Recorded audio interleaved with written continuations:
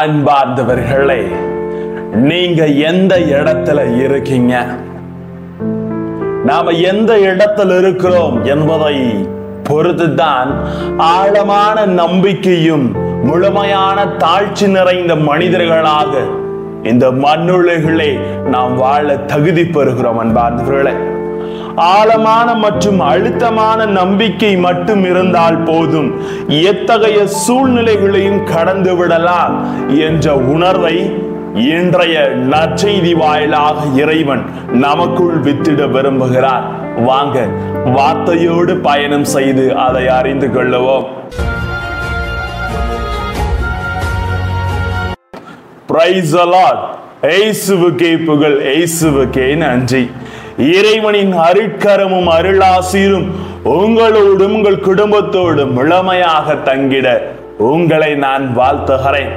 அன்பில் நிலைத்திருப்பவர்களே, சூழ்நிலைகள் மாறும்போது சிலரது வார்த்தைகளும் மாறும், சிலரது வாழ்க்கையும் மாறும் என்று சொல்லுவது போல, தான் உயர்ந்த பதவியில் இந்த நூற்றுவ தலைவர் இருந்தாலும் தன்னை முழுமையாக தாழ்த்தி நம்பிக்கை கொண்டு தனது பணியாளனுக்காக அவர் இறைஞ்சி ஜெபிப்பதை இங்கு பார்க்க முடிகிறது. ஆனால் நாம் வாழும் இந்த மண்ணுலகிலே கொஞ்சம் பண காசு சேர்ந்துட்டா போதும், தான் கிட்ட இருக்கிறதெல்லாம் பெரிதான் நினைத்து கொண்டு உறவுகளையும் மற்றவர்களையும் கீழ்த்தரமாக எண்ணி பிறரை அடிமைத்தனத்திலே வைக்க வேண்டும் என்று நினைக்கிற இந்த உறவுகள் மத்தியில் தன்னிடம் வேலை செய்பவனுக்காக உயர்ந்த பதவியில் இருந்தாலும் தன்னை தாழ்த்தி நம்பிக்கையோடு ஜெபிக்கிற இந்த நூற்றுவ தலைவர் நம்மை சிந்திக்க அழைப்பு விடுகிறார். நீங்க எந்த இடத்துல இருக்கீங்க? ஆண்டவரின் பாராட்டை பெறும் மனிதனுக்கு கேட்பவை எல்லாம் குறைவின்றி கிடைக்கும்.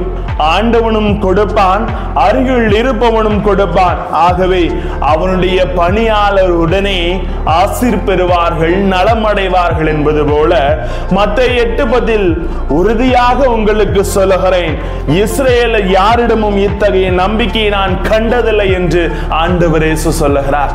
அப்பேற்பட்ட ஆழமான நம்பிக்கை நூற்றுவ தலைவரிடம் இருந்தது. தன்னை முழுமையாக தாழ்த்துகிறார். அன்புக்குரியவர்களே, இன்றைய நற்செய்தியில் வருகிற நூற்றுவ தலைவர் 100% நம்பிக்கை கொண்டவராக பார்க்கப்படுகிறார்.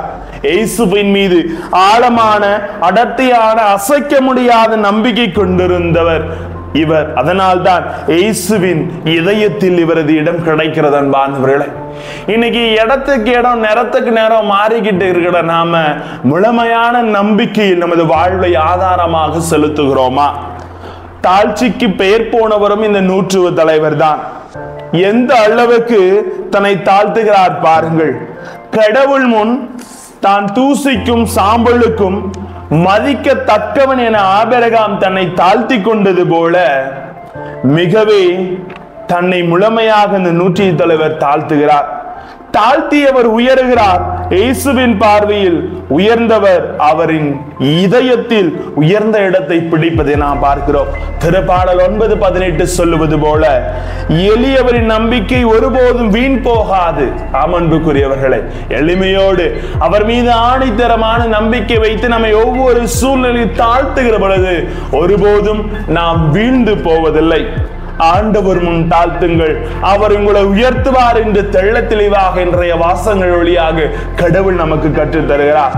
நீதிமொழி 23:18 சொல்லுவது போல, உன் வருங்காலம் வளமானதாய் இருக்கும், உன் நம்பிக்கை வீண் போகாது. தாராளமான நம்பிக்கையில் தான் நாம் முழுமையாக குடிகொண்டு வாழ வேண்டும். அன்பார்ந்தவர்களே, இடத்தை தேடி விதைகள் விழுவது கிடையாது. இந்த இடத்தில் தான் நான் விழுந்து நல்லா வளரணும்னு விதை விழுறதே கிடையாது.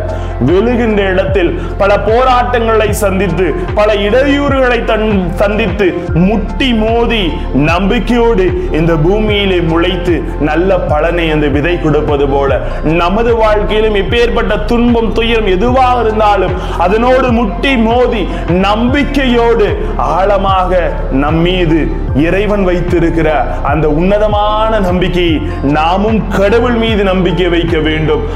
முழுமையாக தாழ்த்தி செயலாக்கம் கொடுக்கின்ற பொழுது ஆசீர்வாதம் கடந்து வருகிறது. ஜெபிப்போமா?